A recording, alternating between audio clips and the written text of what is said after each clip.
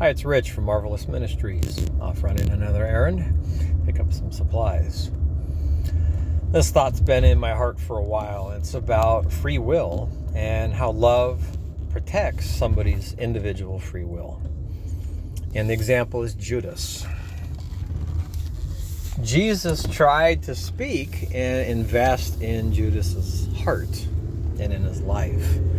But Judas had hardened his heart to do his purpose, what he had decided himself.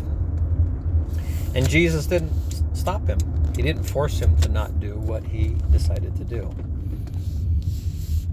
He knew it was going to have to happen one way or another for him to go to the cross. And what Judas's actions were, Judas is going to suffer the consequences for his choices and for his actions. And that's why Jesus, I believe, or some of the reasons why Jesus left him to his own devices, to his own free will. Because in that situation, he knew that Judas was going to suffer the consequences alone. And the consequences weren't going to be spread to other people. That's just my own personal thoughts and feelings as I seek to understand these things, to just be hungry and hunger for more of his heart, for his love, for his spirit, to live his way. Is I look at all these different examples and situations and say, okay, Lord, what is it I need to see in this situation? And for the longest time, I struggled with free will. I didn't understand how my free will would inhibit God from moving in my life. But I understand it now. He doesn't force us to do what he wants us to do. He gives us a choice. We always have a choice. That's why if you have somebody saying that, I can't stand the Christian religion because they're so judgmental. Well, with Christianity or without, people are still judgmental. And people are at all different places in life. Emotional health. How many people are still wounded and hurt and damaged from their childhood? Generational sin and strongholds and things that are passed on from one generation to the next. Exposures, you look at what's available on the internet and how many people are looking at things that are destructive to their lives and so much more. So all my videos are not to tell people or force people to live a certain way. I'm sharing how I live. I'm sharing why I think and live the way I do, what my beliefs are. I try to share how I came to the crossroad where I had to choose. Do I turn to the left or to the right? And hopefully in my videos I'm transparent enough that people understand that what's motivating me in life is not things of the world, but love. To not live the way I have for so long of my life. And to share with people. So if there are people who are much younger than me, maybe coming into situations that I handled all on my own, not with the love and support and trust of parents who I knew loved and cared about me.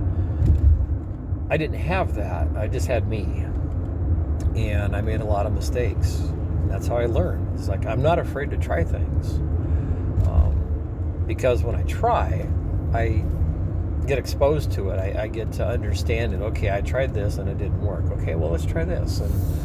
But when you're coming at things in life with a wounded heart or a perspective that is damaged, it exposes you to a lot of situations that are even more destructive.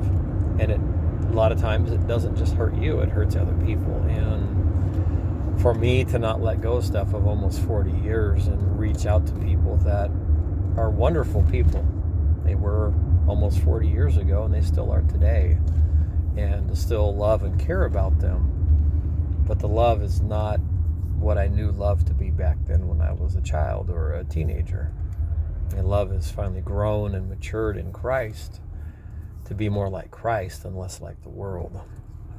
So hopefully there's things in this that can be helpful to people. Maybe it'll open a discussion with a parent to a child, and for a parent to to really have a heart-to-heart conversation with their children before they're teenagers, or even when they're teenagers, of going, I love you, I'm going to respect your free will to live how you want, but when you make these choices, I want you to be aware that there's going to be consequences for every choice you make. And once you make it and you act on it, you can't change the past. You can't undo it. And there's going to be consequences.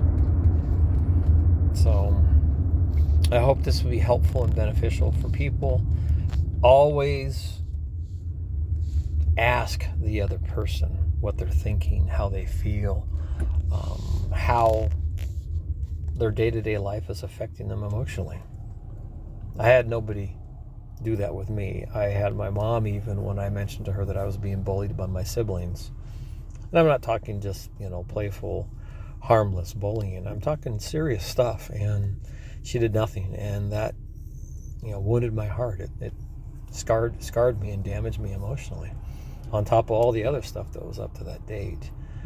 And through my teenage dating years before being a Christian, is I tried to communicate with some people about what was going on so they could understand me emotionally and what was going on in my heart, and they were incapable of doing it, and I wasn't strong enough to really insist on it. And so I just ran, which then caused more damage and pain for somebody else. And it spreads, and that's how it spreads, is we don't communicate, we don't bring light to darkness, and then in darkness people listen to whispers and thoughts in their head, and they accept it as truth. And it matches my fears and insecurities, so it must be true. This person broke up with me, or this person rejected me, or this person cheated on me, or whatever it may be. You believe it in your head, but you don't know if it's true, because you don't talk to somebody, you don't communicate. And if we're not honest with people that really love and care about us, then we're going to live in darkness. We're going to be led and controlled by our fears and our insecurities, and we're going to continue to spiral down the wrong path. When I had a video, I talked about either we could be iron sharpening iron, or God will allow us to live in sin and the way we do, like he did with the Israelites. He got them out of Egypt, and their hearts were hardened, and God said, okay, I'll give you even more. You want hardness? I'll let you have your hearts be even harder, like he did with Pharaoh. And he allows life to get so hard that it's harder than the hardness in your heart to break it, to crush it, and open it up to God. I mean, if life completely breaks you and all you have left is a choice, life or death. Is life so bad that I'm done and I give up and I'm going to kill myself? Or do I turn to God?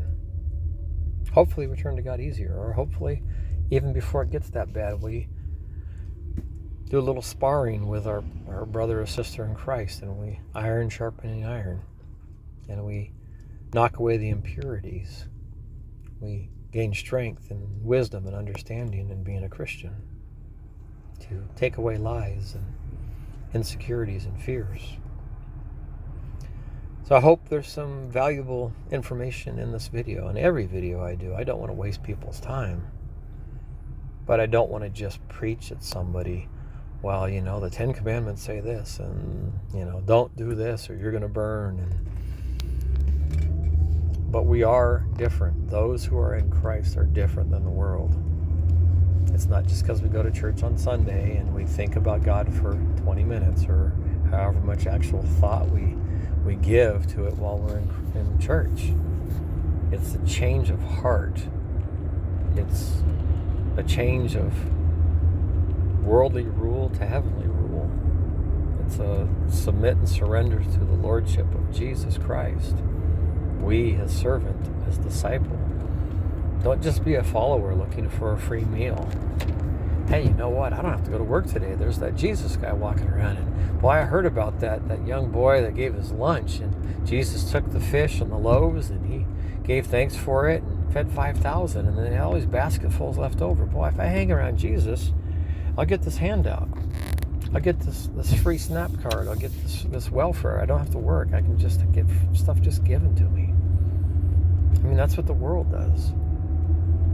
You know, governments give these handouts, and they say or think it's loving, but you're not helping the people you're giving this to so easily stop being a grasshopper and be an ant.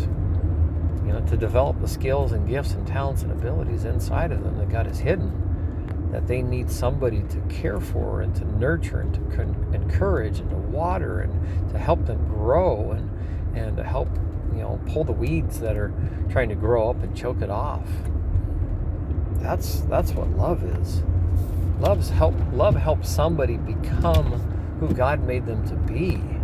Whether it's the love of God that's in Christ and they directly have a relationship with Christ, or they have a disciple, they have a mentor, they have somebody that cares about them and that they trust, that they pour into this younger person, this new person in Christ, or somebody who's not even in Christ yet. You pour into their heart the love that God gave to you. You pour in the same grace, the same mercy, the same forgiveness, the same hope. You know, teaching them about the fruit of the Spirit and self-control, and, you know, living in your flesh leads to death and to destruction and damaging people and spreading the hurt and the pain, as where life in the Spirit is love and all those other wonderful things. So I hope and pray everybody has a good day today. I might try doing a live video later today. Thanks for watching. Rich at Marvelous Ministries.